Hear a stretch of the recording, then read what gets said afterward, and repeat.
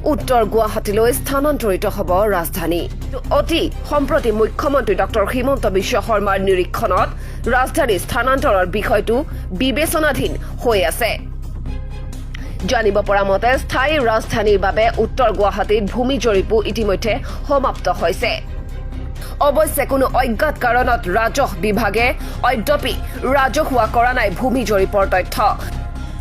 কিন্তু ৰাজ্য চৰকাৰৰ এক শীৰ্ষ সূত্ৰৰ পৰা সম্ভেদ পোৱা অনুসৰি উত্তৰ গুৱাহাটীত অৱস্থিত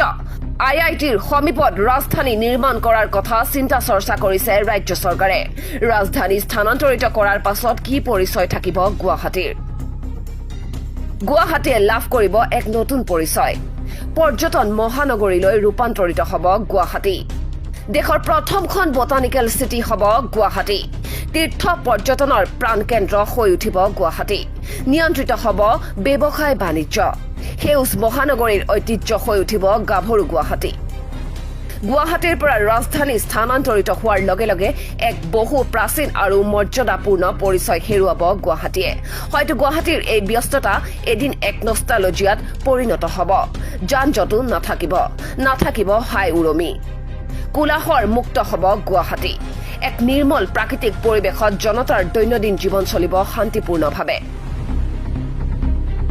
হয় মুখ্যমন্ত্ৰী ডক্টৰ হিমন্ত বিশ্ব শৰ্মাই গুৱাহাটী মহানগৰীক দেশৰ প্ৰথমখন বটানিকেল চিটি অৰ্থাৎ গছ-গছনিৰে পৰিপূৰ্ণ এক সেউজ মহানগৰ হিচাপে গঢ়ি তুলিবলৈ যি অভিলাষী আঁচনি যুগত কৰিছে সেয়া প্ৰকৃতাৰ্থত ৰূপায়ণ হয় তেন্তে এক নতুন পৰিচয় পাব গুৱাহাটী মহানগৰীয়ে ৰাজ্য চৰকাৰৰ শীৰ্ষ সূত্ৰটোৱে লগতে ইয়াকো জনায় যে ৰাজধানী স্থানান্তৰৰ পাছত গুৱাহাটী মহানগৰৰ অধীনস্থসমূহ চৰকাৰী ভূমিত গছ-গছনি ৰোপণ কৰা হ'ব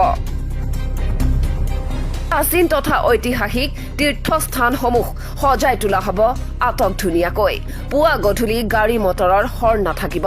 শংখ ঘণ্টাৰ লগতে মন্ত্ৰোচ্চাৰণ হ'ব চৌদিশে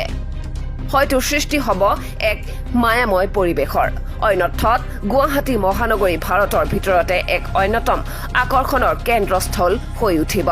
অৱশ্যে এই ক্ষেত্ৰত মুখ্যমন্ত্ৰী ডক্টৰ হিমন্ত বিশ্ব শৰ্মা নেতৃত্বাধীন বিজেপি চৰকাৰৰ ভূমিকা বিশেষভাৱে গুৰুত্বপূৰ্ণ হ'ব